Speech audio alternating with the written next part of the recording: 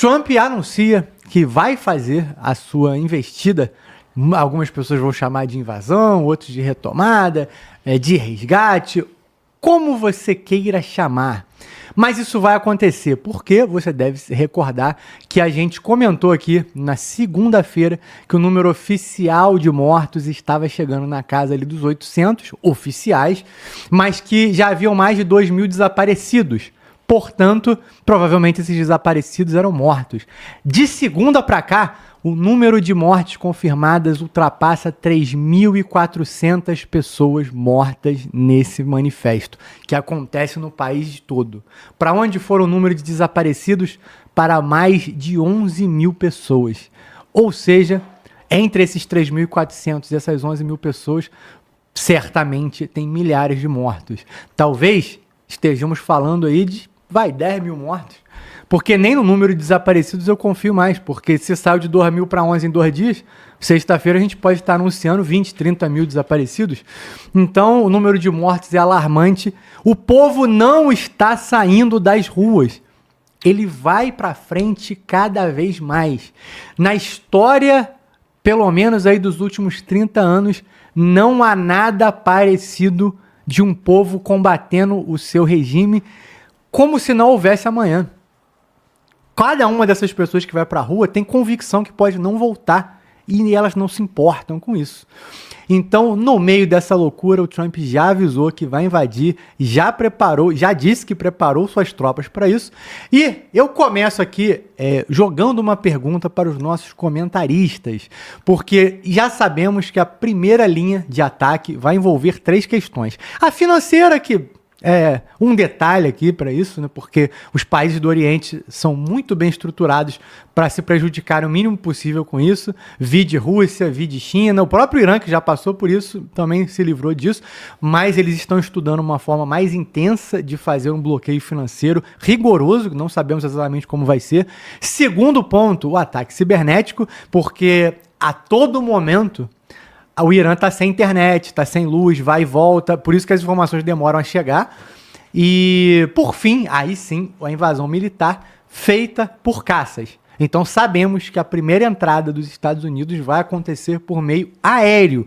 E somente na sequência desses 3 pontos é que veremos tropas efetivamente entrando no Irã. E aí eu vou deixar para falar mais um pouco de como pode ser esse cenário daqui a pouco. Primeiro quero jogar a palavra aqui, começando com você, Carcará. Como é que tá a sua leitura desses últimos 2 dias aí, de como tudo escalou e da inevitabilidade da entrada do Trump dos Estados Unidos no Irã? Opa, meu amigo, desde o conflito lá da Guerra dos 12 Dias, que eu já tinha previsto aqui, né, no Fala Global, que o Irã, os ayatollahs iam ter que cair, porque não é mais admissível você ter um governo onde o cara transforma mulheres em objetos, tem menos valor que um burro de carga, lá que eles até têm amores pelos animais, porque eles fazem uso para transportar coisas, né? Mas mulheres lá nessas nações, onde os ayatollahs, eles são os líderes supremos.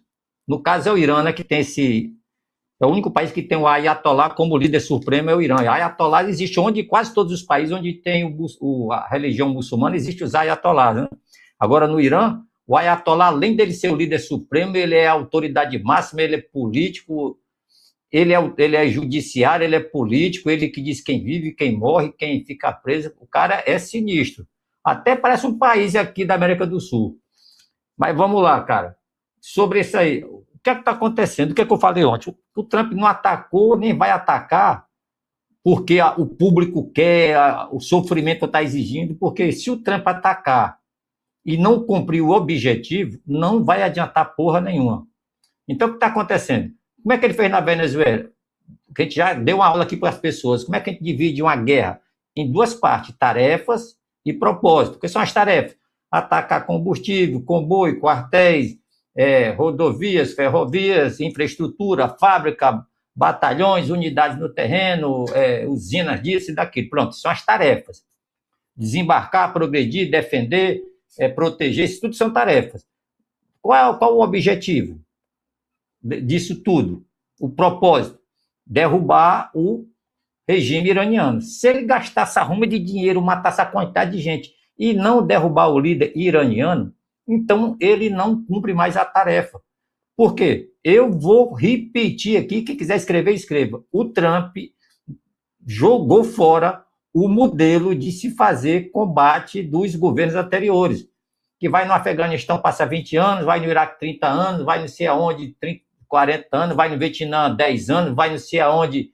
Ou seja, vai lá, toca o escarcéu do cacete lá na vida da população, que não tem nada a ver com os ditadores e os opressores. A população sofre pra cacete e, no final, ele não cumpre o propósito, que é derrubar o regime. Bom, falei isso sobre a Venezuela.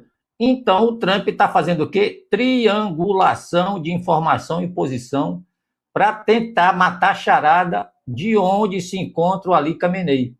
Dali, ele vai decidir se vai fazer um ataque decisivo de decapitação ou se ele vai fazer um ataque cirúrgico em cima de quartéis e isolar o líder Khamenei da liderança do país.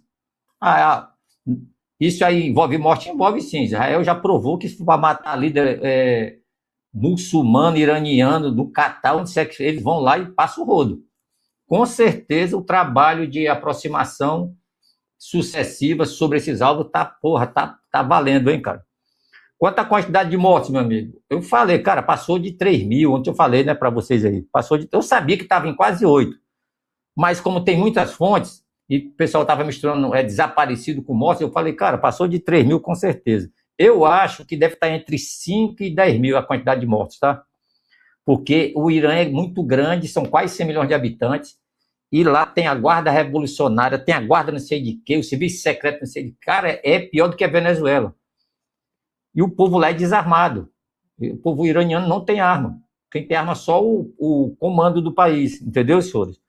Eu espero que o Trump cumpra a missão, que ele não destrua as indústrias, as empresas, os setores de água, principalmente, que o Irã está, independente de guerra ou não, o Irã está com um problema existencial por falta de água. Eu já venho falando isso aqui uns 3 anos aqui no Fala Glauber.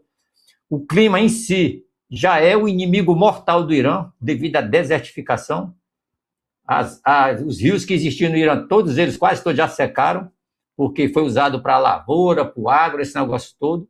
A população cresceu muito.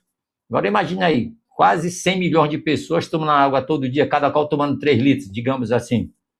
Isso vai já dar quase 1 bilhão de litros de água. Aí não chove. Essa água vai vir de onde? Não vem. Né? E a água, ela evapora, o vento leva e vai chover em outro local. Então o Irã tem um problema seríssimo de climatologia do Irã. Eles tinham que estar gastando esse dinheiro, era para refazer, recompor as reservas hídricas, está trabalhando com dessalinização do mar, comprando transportadores de água, eu já falei isso, navios transportadores de água, aviões para fazer bombardeamento na área de deserto, para fazer chover. Os caras só gastam dinheiro tentando destruir Israel. É uma doença psíquica coletiva dos dirigentes iranianos. Eles querem ver a destruição do Ocidente, dos cristãos e de Israel. E eles amam massacrar as mulheres. Eu não sei onde entra a santidade desse povo. Por que é que eles usam o nome de Deus em vão? Porque Alá é o equivalente ao nosso Deus, o eterno, o invencível, né? Eu não sei como é que eles não têm vergonha de usar o nome de Deus toda hora em vão, fazendo a atrocidade que eles fazem. E é um regime que ninguém quer, cara. A pior coisa que tem, eu já falei, você não quer um cara para ser seu presidente, seu deputado, seu governador, e o cara vai lá, se candidata, entendeu? Aí você tem que aceitar devido à máfia partidária. Lá tem isso, é imposto, né? Então, sobre essa guerra, cara, o Trump tem todo o material necessário para fazer o ataque. Tem tudo, ele tem base ali aproximada, tem apoio de Israel, que entra com comunicações e com os caças F-35, que estão no nível acima dos caças americanos, o equivalente. Tem a força estratégica de fazer ataque com os B-2, todos os tipos de aviões estratégicos, ele usou alguns na Venezuela. Tem os F-22, tem B-52, tem tudo. Tem submarino e tem uma frota que fica ali no mar Adriático ali, que ele faz frente com a Europa ali, ele deve movimentar lá para mais próximo do Irã, né? Com certeza ele está fazendo isso aí. Mas eu acho que ele ainda não fez o ataque para ajustar o alinhamento perfeito, que é localização e o propósito, se vai ser ou não alcançado. Teve reuniões 2 dias atrás do presidente com todo o Estado-Maior dele, e tem outras frentes, né, cara? Tem a Groenlândia, tem a Venezuela, tem Cuba, tem a Taiwan, tem os patrulhamentos americanos, ou seja, os caras estão no planeta todo. Então não é só o Irã é só mais carta do baralho que vai ser descartada logo em breve, e eu espero que ele faça isso, e que não massacre a infraestrutura iraniana, que é o povo que precisa de dinheiro, e tem que tirar aquele líder deles lá, sem que o povo entre em sofrimento pior do que já está, entendeu? É isso que ele está querendo fazer, e que ele comentou, que não, a ideia não é bombardear tudo, tirar o cara e depois para reconstruir 2, 3 anos o povo precisando de água, moradia, porque lá o negócio está brabo, hein, cara? Lá não é igual a América do Sul, não, que chove toda hora, não. Lá é cruel, tá bom? Essa é a minha visão. Qualquer hora, quanto ao ataque, eu acho que é qualquer hora, tá? Porque localizou, ele tem que decidir. Ele vai aplicar o ciclo Odo, observar, orientar, decidir, agir. Tudo em tempo real.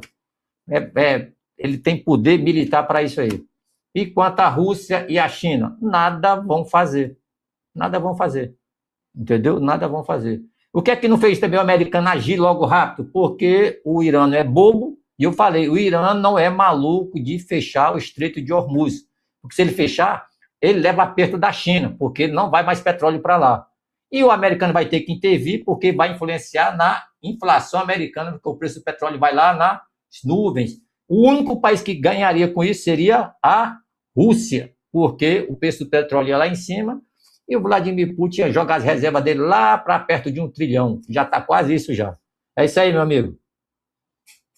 Muito bom, Carcará. Miquel, temos que acrescentar também que o Elon Musk liberou a internet do Starlink 100% gratuita para as pessoas do Irã, e que é por isso que nesses 2 dias a gente começa a receber mais informações. Só não aumentou a quantidade porque as pessoas não têm muita informação sobre como utilizar o serviço da Starlink. Mas as pessoas, obviamente, vão levando isso no boca a boca, e para ajudar esse processo, o Trump e o Elon Musk já teve alguns problemas ali com o Trump e tal, mas eles já se resolveram aí aparentemente, já tiveram fotos juntas, reuniões e tudo mais, fez essa questão para facilitar as informações, e isso também ajuda consideravelmente os Estados Unidos, porque a internet foi desligada na quinta-feira.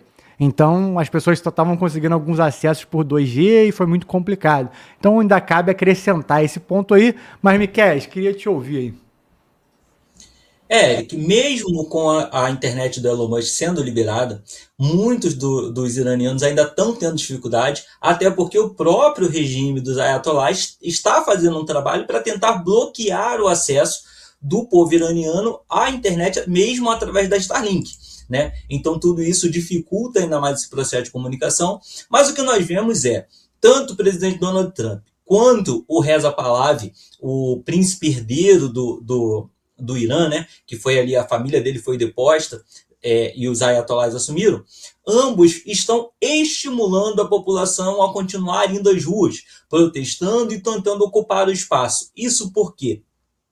Existem muitos interesses dos Estados Unidos ali dentro do Irã, mas que, para que eles possam fazer alguma coisa, eles precisam de apoio da comunidade internacional. Porque os Estados Unidos é um país que se intromete no país dos outros? Óbvio que sim. Baseado, novamente, como eu sempre digo, em seus próprios interesses. Não em realmente levar democracia ou paz para algum lugar. Embora o Irã precise, de fato, de democracia, os Estados Unidos precisam que a comunidade internacional reconheça isso. Então, com essas manifestações acontecendo da forma que estão acontecendo, e com esse número de mortos acontecendo, os Estados Unidos encontram aí uma desculpa perfeita para poder entrar sem que ninguém comece a criticá-lo, acusando de estar violando a soberania de ninguém. Da mesma forma, eles fizeram lá com o Nicolás Maduro, numa operação cirúrgica, prendendo o Nicolás Maduro e oferecendo a ele um julgamento justo, teoricamente. Isso justamente para manter essa aparência de legalidade, essa aparência de defesa dos direitos humanos. Então essa intervenção americana no Irã agora se mostra cada vez mais possível e continua estimulando essa população a ir para a rua. A questão é, como essa intervenção vai acontecer? O Carcará destacou muito bem. Os países daquela região já estão preparados para que uma intervenção no campo econômico por parte dos americanos pouco afeta, porque eles têm ali várias opções para manobrar, seja junto à China, seja junto à Rússia, ou até outros países da região que simplesmente ignoram essas sanções econômicas dos Estados Unidos e com isso não se afetam muito. Mas as opções militares dos Estados Unidos, essas sim, elas são eficazes, são efetivas. O que a gente tem que pensar é o seguinte: dos vários objetivos que os Estados Unidos podem praticar dentro do território iraniano, você tem ali a possibilidade simplesmente de começar a bombardear depósitos de armas, depósitos de mísseis, né, que estão sendo usados ali para essa opressão contra o povo iraniano, e aí de quebra atacar os sistemas de lançamento de mísseis que o Irã poderia usar para atacar Israel ou bases americanas ali no Catar e em outros países da região, mas também ele pode aproveitar essa oportunidade para atacar novamente o sistema de desenvolvimento de armas nucleares do Irã, que não parou lá, apesar daquela guerra de 12 dias. O uso dos B-52 causou um prejuízo de fato no programa nuclear iraniano, mas não foi suficiente para encerrá-lo de vez. Então os Estados Unidos têm aí uma oportunidade de tentar encerrar de vez. Ou ainda, o que seria o mais interessante de tudo, derrubar o regime dos ayatolás. O problema é que quando você derruba alguém, não existe vácuo de poder. Alguém vai assumir esse local. Então a gente vai lá e derruba o Khamenei, e quem é que assume? Nós temos alguém de uma oposição dentro do Irã para poder assumir essa posição? Será que os Estados Unidos já enxergam alguém que, saindo do Khamenei, vem ali ainda do regime dos ayatolás, mas que se prontifique a tentar um diálogo, uma aproximação mais interessante para os Estados Unidos, assim como está aparentemente sendo o caso da vice-presidente da Venezuela, que assumiu no lugar do Nicolás Maduro? Não sabemos se existe essa pessoa que teria essa visão, esse modo de pensar, até porque, diferentemente da Venezuela, onde os interesses do regime que está lá, ele é basicamente um interesse econômico, nós temos um interesse fundamentalista dentro do Irã. Pessoas que acreditam que uma guerra contra os Estados Unidos vai além de qualquer interesse econômico, mas sim uma questão fundamental religiosa, uma questão extremamente importante para a essência daquelas pessoas. Criminosos, terroristas, mas é essencial para o modo de ser delas. Então, mudar uma visão política para alguém que substituiria o Khamenei não é só uma mudança econômica, não é só uma mudança política, mas talvez uma mudança de filosofia de vida. Então é muito improvável que simplesmente cortar a cabeça do líder faça com que a estrutura do regime seja derrubada. Então seria um trabalho muito mais complexo do que o da Venezuela. Então as opções estão na mesa, você tem milhares de objetivos que podem ser cumpridos ali e uma oportunidade de ouro, já que nesse momento a comunidade internacional não poderia dizer que os Estados Unidos estão agindo de maneira ilegal, já que os Estados Unidos estaria salvando a vida de pessoas inocentes que estão se manifestando. Mas e aí? O que vem depois? A questão não é como parar o que está acontecendo agora, é o que vem depois, que pode talvez até sair no tiro pela culatra, literalmente causando guerras civis, ou até abrindo espaço para entrar um cara um pouco mais insano do que o próprio Khamenei, que vai chegar ali e vai falar, olha, a gente já está quase terminando a bomba nuclear, agora termine e vamos usar de verdade. Não vamos ficar aqui só nessa de, vou fazer e nunca acontecer de fato. Pode entrar, sim, um fundamentalista religioso louco que tenha coragem de pegar essa bomba nuclear e usar de fato. Então, o que vem depois desse ataque, o que vem depois dessa atuação nesse momento dos Estados Unidos, que é a grande preocupação. Chegar lá e matar o Khamenei é relativamente fácil para os Estados Unidos. Agora, garantir que quem vai assumir o país após ele não vai piorar o cenário é que é o grande desafio. Muito bom, Miquel. Júlio Roque, tivemos também a informação de duas pessoas, um jovem e uma jovem, que serão executados, não sabemos se já foram, meio que em praça pública. Coisas que já aconteceram no Irã diversas vezes. As fotos de ambos foram muito divulgadas, por isso até causou ainda mais comoção no mundo com relação a isso. E lembrando que o Trump também informou aos países vizinhos, aos países aliados, que retirassem seus membros, embaixadas do Irã e de arredores. Então, praticamente dizendo o seguinte: façam isso, pois podemos atacar a qualquer momento. Esse aviso está mais do que claro, né? Não vale a pena continuar lá. Tu não dá esse aviso se é só bravata, ainda mais nessa, né? Uma coisa é você falar da invasão da Venezuela, que chocou todo mundo. Outra coisa é uma invasão no Oriente Médio. Estados Unidos, nos últimos 20 anos, fez isso em Afeganistão, fez isso no Iraque, teve Síria, teve um monte de coisa, gente. Então, impacta muito menos uma invasão no Irã do que, por exemplo, na Venezuela, na Groenlândia, qualquer coisa nesse sentido. Porém, ainda é uma invasão, né, Júlia? Até porque todos esses que eu falei tiveram grande impacto aí no mundo quando aconteceram, né? Bem, o prenúncio de qualquer atividade militar americana continua sendo a retirada dos seus soldados e seus nacionais da área afetada. Então, como o Irã pode atacar qualquer base americana no Oriente Médio, ele faz, por vez, tirar os soldados, tirar os diplomatas e principalmente os nacionais, as pessoas americanas. Assim o dano é menor, porque sabe que a retaliação àquelas bases próximas poderia ser muito rápida, né, numa ação contra o Irã. Agora também falamos desses dois jovens, né, que vieram a ser executados. Eu não sei o porquê da comoção mundial, porque se você der um Google aí no seu computador, o Irã, ele pendura de cabeça para baixo corpos de pessoas homossexuais em praça pública. E sempre foi feito isso há muito tempo. Então existem várias fotos, não só por causa da homossexualidade, também por causa da liberdade, também por causa da opinião pública. Então, ser morto numa praça pública no Irã não é nenhuma novidade. Então, esses dois jovens vão se somar a todos os outros presos políticos que foram presos nessas manifestações. Isso já foi promessa, né, do Ayatollah de matar pelo menos 70% das pessoas que foram presas. Então, além dos mortos que não foram contados com precisão ainda, podemos contar mortos futuros, porque esses presos que foram presos nas manifestações serão executados sem sombra de dúvida nenhuma, né? E isso é o que acontece num país chamado Irã.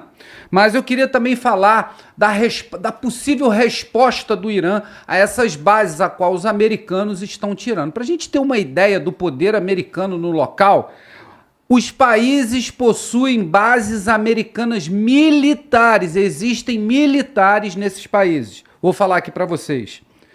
Egito, Jordânia, Síria, Iraque, Arábia Saudita, Kuwait, Omã, Emirados Árabes Unidos, Bahrein, Turquia e Afeganistão. Resumindo, a maioria do Oriente Médio tem tropa americana.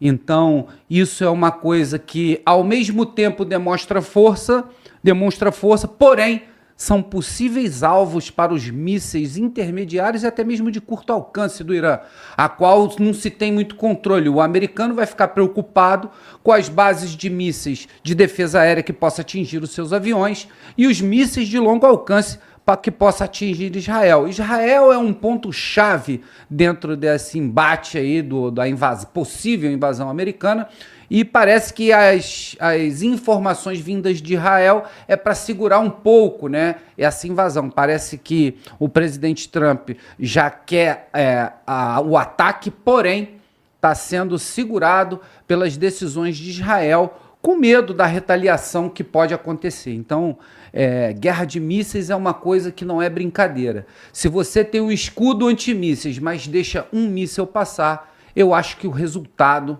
né, numa grande metrópole não vai ser brincadeira, Eric.